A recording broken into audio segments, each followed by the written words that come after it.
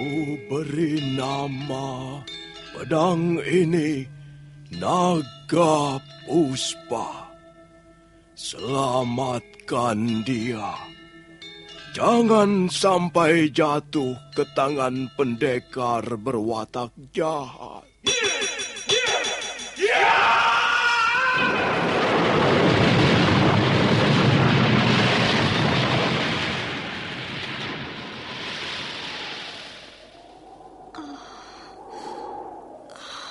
Kakang Kamandanu, kau masih juga tidak percaya bahwa aku mencintaimu. Meisin, maafkan aku, Meisin. Meisin.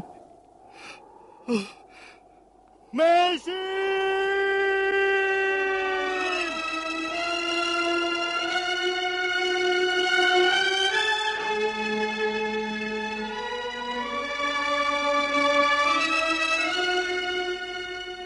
Tutur Tinular.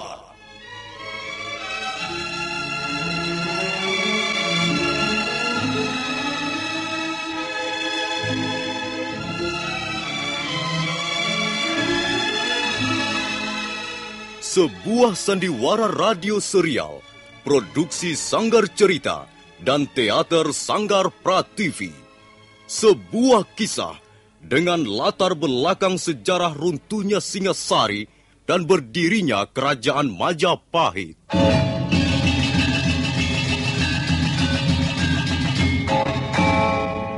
Sandiwara ini didukung oleh pemain-pemain radio yang sudah ternama. Ferry Fadli, Ivone Rose, dan Eli Ermawati.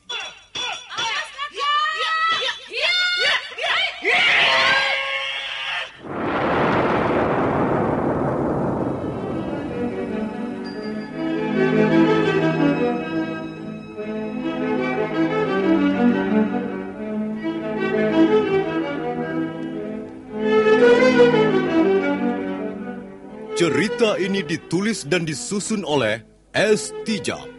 Teknik dan montase dikerjakan oleh Rudi Tinangon dan Joko SP. Sutradara EWS Yuwono. Kali ini mengetengahkan episode pertama dengan judul Pelangi di Atas Kurawang.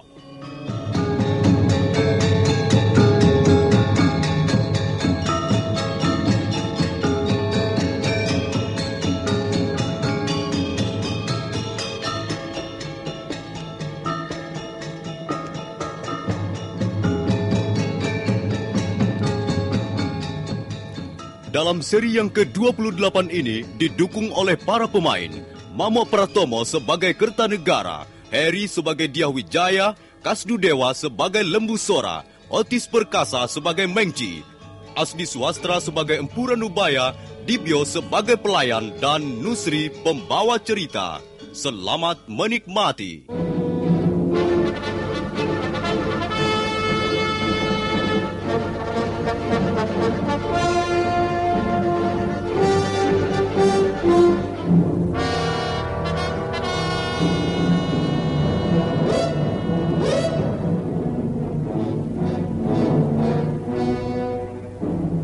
Pagi itu, Prabu Kertanegara memimpin pertemuan di Balai Paseban Agung yang dihadiri para pembesar kerajaan. Hadir pula ketiga utusan dari negeri Mongolia. Suasana menjadi tegang begitu pembicaraan sampai ke masalah pembunuhan seorang prajurit Singasari di pintu gerbang istana. Aku sangat menyesalkan mengapa hal ini bisa terjadi. Kami pun sangat menyesalkannya, Tuan. Tutup mulutmu. Aku yang akan bicara, bukan kau. Bukan siapa-siapa. Akulah yang akan memutuskan perkara ini. Tapi kami juga punya hak untuk bicara. Aku raja di sini. Dan kami adalah utusan seorang raja pula. Kami datang kemari mengemban titah seorang raja besar. seorang kaisar yang sudah menaklukkan seluruh daratan Cina dan bahkan sampai ke negeri Campa.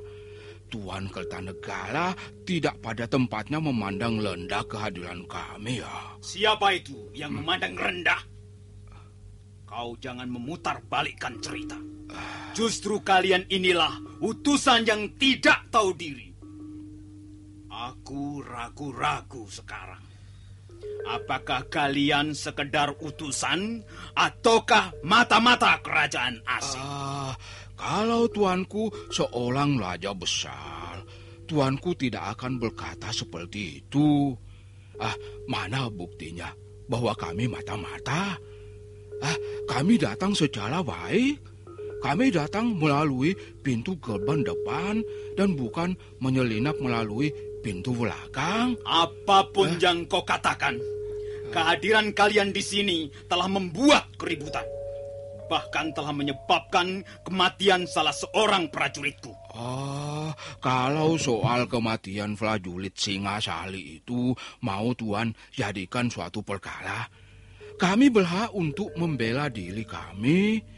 Kami justru tidak tahu apa-apa. Kami diserang oleh 2 orang prajurit. Dan hal seperti itu terjadi sampai 2 kali. Yang pertama kami alami waktu berada di rumah penginapan.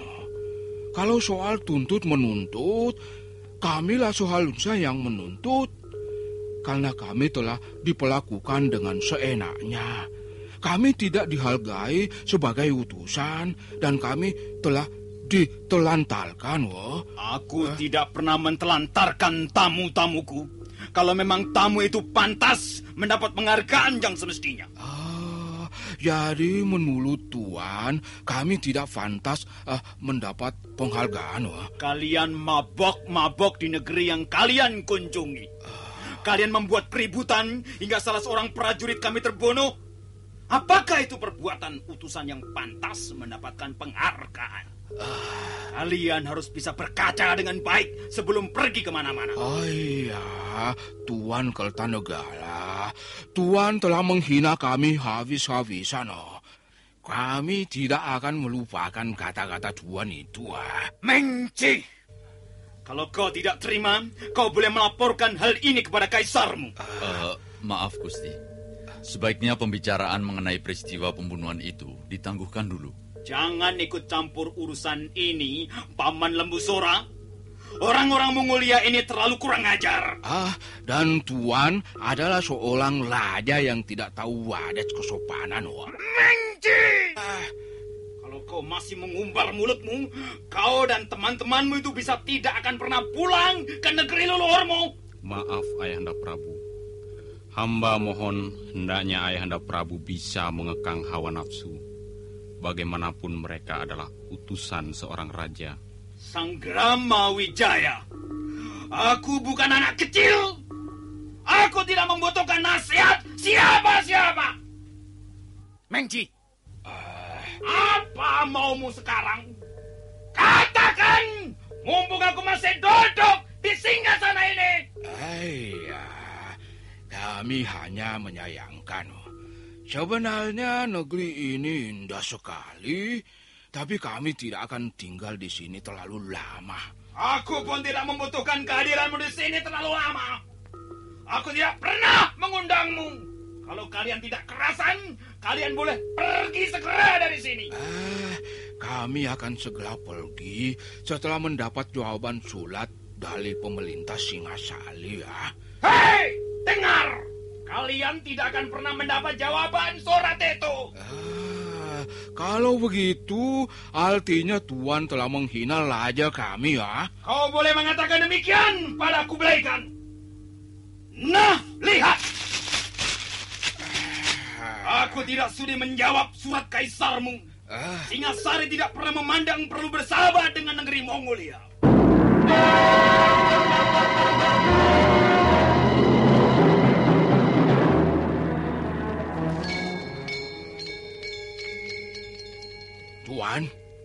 Tuan telah berani melobek-lobek surat kaisar kami ya. Tahukah Tuan apa itu artinya? Artinya aku menutup pintu persahabatan dengan kaisarmu itu, goblok. Singasari, kasihan negeri yang cantik jelita ini ya.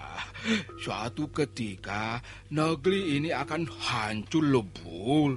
Karena tidak tahan lagi membendung hawa amarahnya mendengar kata-kata Mengci, Prabu Kertanegara segera mencabut kerisnya. Sang Rama Wijaya atau Dyah Wijaya buru-buru melompat untuk menghalangi ayah mertuanya. Oh, ayah. Jangan Ayahanda Prabu. Sang Rama Wijaya, minggir kau! Ampun Gusti, sarungkan kembali keris Gusti Kertanegara. Ingat, apa yang Gusti lakukan bisa menyangkut ribuan rakyat Singasari yang tidak tahu apa-apa. Mereka bisa menjadi korban perselisihan ini, Gusti. Paman Lembusora, jangan menghalangi aku. Aku melakukan ini justru untuk Singasari yang besar, Singasari yang megah perkasa. Mereka itu, utusan-utusan dari Mongolia itu, rupanya belum tahu siapa Kertanegara. Maaf, Tuan Kertanegara. Bagaimana Singasari bisa menjadi besar, bisa menjadi megah dan perkasa, kalau rajanya berjiwa kerdil?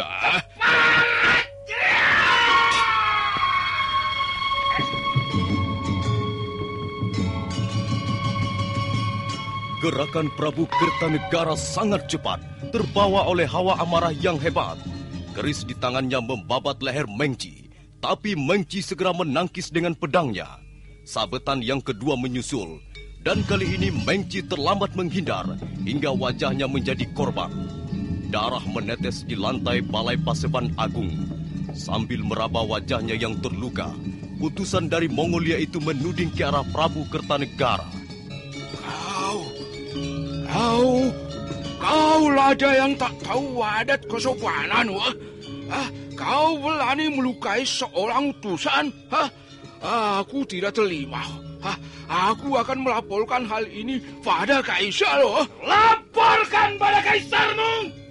Tidak, nantinya Kertanegara akan jadi gentar.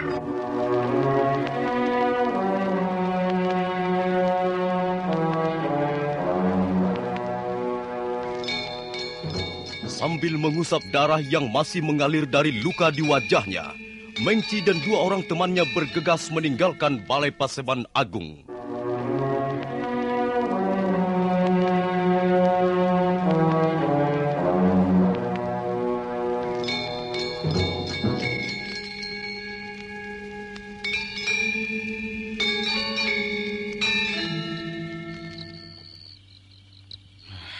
Ayahanda memang keterlaluan.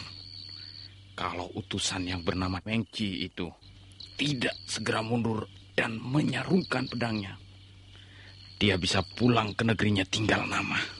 Hamba yakin peristiwa ini akan membawa buntut kelak di kemudian hari, Gusti. Ya, kita telah gagal mengendalikan Ayahanda.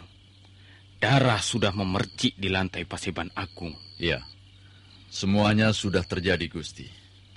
Mau tidak mau, kita semua harus berani memikul akibatnya.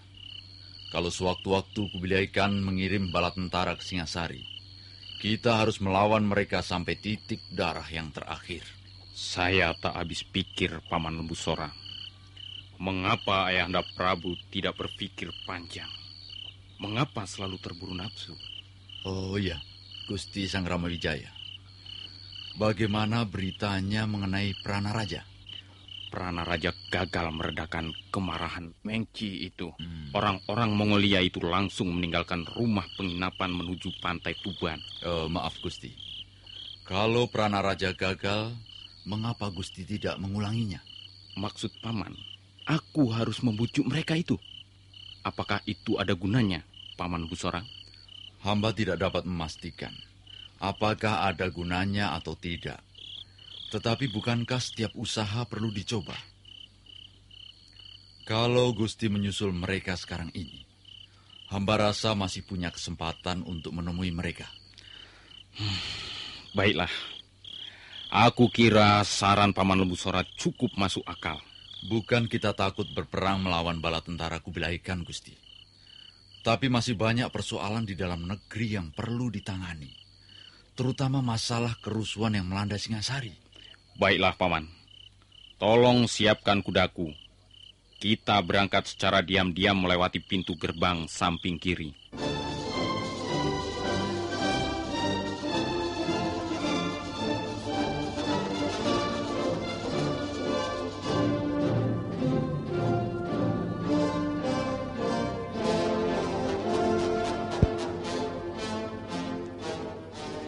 Sang Rama Wijaya atau Dyah Wijaya, putra mantu Sang Prabu Kertanegara, malam itu juga berangkat menyusul Mengci dan 2 orang temannya. Lembu Sora mengiringi di belakangnya. Malam itu mereka terus berkuda melintasi beberapa buah desa. Mereka hanya istirahat beberapa saat saja di desa Mameling. Menjelang pagi hari, mereka memasuki perbatasan desa Sarwadharma. Dan secara kebetulan sekali, mereka bertemu dengan Mengci dan 2 orang temannya di depan sebuah bangunan candi.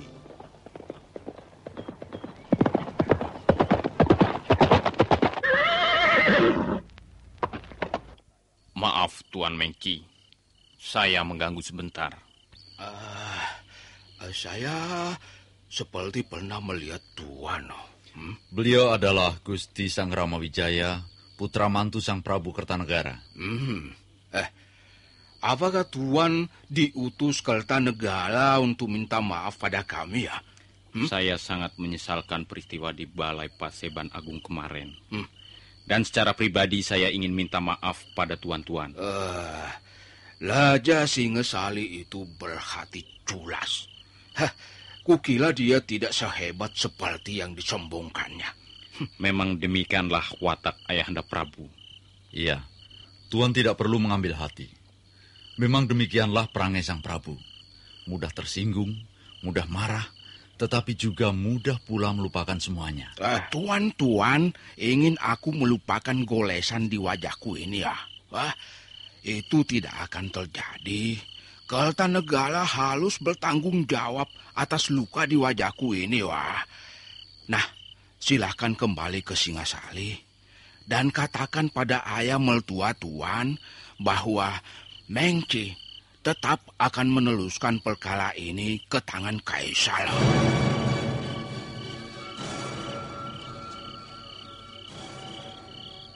Sang Rama Wijaya tercenung sesaat sambil menggenggam tali kekang kudanya. Lembu Sora nampak sangat kecewa melihat sikap Mengci dan 2 orang temannya itu. Bagaimana, Paman? Agak sulit, Gusti. Kalau begitu tak ada gunanya kita di sini. Mari kita kembali ke Singasari.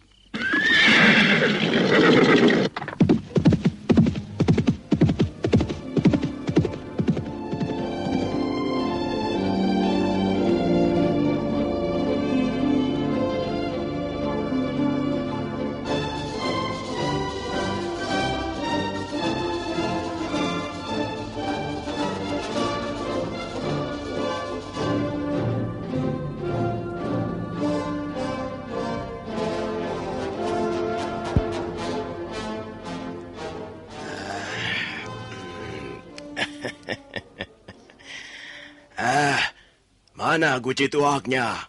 Mana, kasihan mangkokku ini sudah kosong dari tadi. Ayo. Tambah tuaknya, Pak Tua. Iya, semangkok lagi. Ayo. Tapi jangan sampai mabok ya. Kalau takut mabuk jangan masuk rumah minum. Tinggal di rumah saja, membantu istri mengupas bawang merah. Ayo, mana tuang sini? Ayo. Tua-tua bukannya sadar malah mabok-mabokkan. Jangan ngomong begitu. Kalau tidak senang orang mabuk, jangan membuka rumah minum. Aku membuka rumah minum ini mau cari untung, cari duit.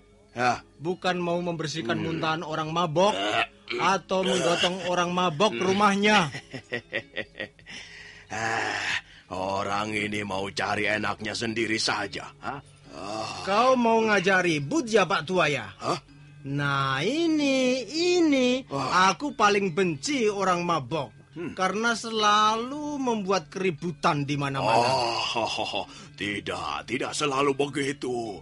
Itu pekerjaan anak-anak muda yang berjiwa pengecut.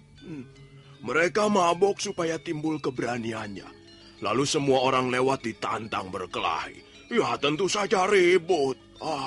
Kalau kau mabuk untuk apa? Untuk melupakan kekasihmu di seberang sana, Pak Tua? Tidak usah dipikir. Kekasihmu sudah disamber orang. Orang ini pintar melucu juga. Jangan khawatir. Aku tidak akan mabuk. Aku minum semangkuk 2 mangkuk sekedar untuk menghangatkan tubuh. Supaya penyakit tulangku tidak terlalu nyeri. Aku tentu bukanlah tukang minum yang konyol seperti 3 orang asing itu. Kau mendengar juga berita itu, Pak Tua? Telingaku tidak akan menjadi rusak hanya karena minum semangkuk 2 mangkok tua. Ya, tentu saja aku mendengar berita itu. Berita itu terbang dengan cepat seperti punya sayap Raja Wali. Hampir semua orang tahu. Anak-anak kecil saja ribut membicarakan mereka. Tapi itu salah mereka sendiri. Minum di luar takaran dan akhirnya membuat keributan. Seorang prajurit terbunuh dan... Jangan kau teruskan lagi, Pak Tua. Jangan kau teruskan lagi. 3 orang asing yang kau ceritakan itu sekarang ada di sini. Memang benar apa yang dikatakan pelayan rumah minum itu. Mengci dan 2 orang temannya saat itu singgah di rumah minumnya. Semenjak meninggalkan perbatasan kota Singasari, mereka bertiga merasa enggan untuk singgah di mana-mana karena merasa menjadi perhatian orang di sepanjang perjalanannya. Bahkan di desa Sarwa Dharma, mereka sempat menjadi perhatian penduduk setelah sebelumnya terdengar bunyi kentongan bersahut-sahutan. Ada apa, pelayan? Kau pasti membicarakan kami, ya? Kami sudah tidak tahan lagi. Kami utusan dari sebuah negeri yang besar, loh. Tapi di sini kami menjadi bahan tontonan orang-orang. Maaf, Tuan. Apakah araknya perlu ditambah lagi, Tuan? Tidak. Wah, arak negeri ini tidak enak. Pahit. Aku tidak doyan. Kalau begitu, akan saya ganti saja dengan air biasa, Tuan. Duduk. Aku tidak membutuhkan apa-apa. Aku hanya ingin tahu, apakah kau tadi sedang membicarakan kami atau tidak? Kau kira kami senang menjadi bahan pembicaraan mulahan seperti itu? Dengar, rajamu, Kertanegara itulah yang patut dibicarakan di seluruh negeri ini. Rajamu yang tengik dan kelakuannya seperti badak itulah yang pantas ditertawakan orang. Maaf, Tuan. Jangan bicara seperti itu. Mengapa? Mengapa tidak boleh? Siapa yang melarang? Pembicaraan Tuan bisa mengundang bahaya. Aku tidak takut, tuh. Aku tidak takut berhadapan dengan prajurit Singasari, ya. Kami pun prajurit pilihan di negeri kami, ya. Lihat, kalau ada prajurit yang berani melarangku, dia harus berani pula menghadapi pedangku ini, ya. Kalau kau ikut-ikut melarang, kepalamu akan segera putus, dan menggelinding di lantai rumah minum ini. Tahu? Mengapa kau tertawa, Pak Tua? Tidak. Itu lucu sekali. Apanya yang lucu? Pedangmu itu lucu sekali bentuknya. Pak Tua, Kau jangan sembarangan tertawa. Kau tahu, pedangku ini pernah 2 kali ikut dalam pertempuran besar. Iya. Dia sudah membunuh puluhan orang. Tapi pedangmu itu memang lucu. Pantasnya untuk memotong bonggol-bonggol kayu hutan. Pulang aja loh. Kali ini pun aku menjadi tertawan nolang tua bangka tak berguna. Jangan Tuan, jangan. Maafkan dia Tuan. Dia memang agak tidak beres otaknya. Minggir kau pelayan. Aku sudah tidak sabar lagi loh. Kunuk tua. Itu akan merasakan ketajaman mata pedangku. Dia.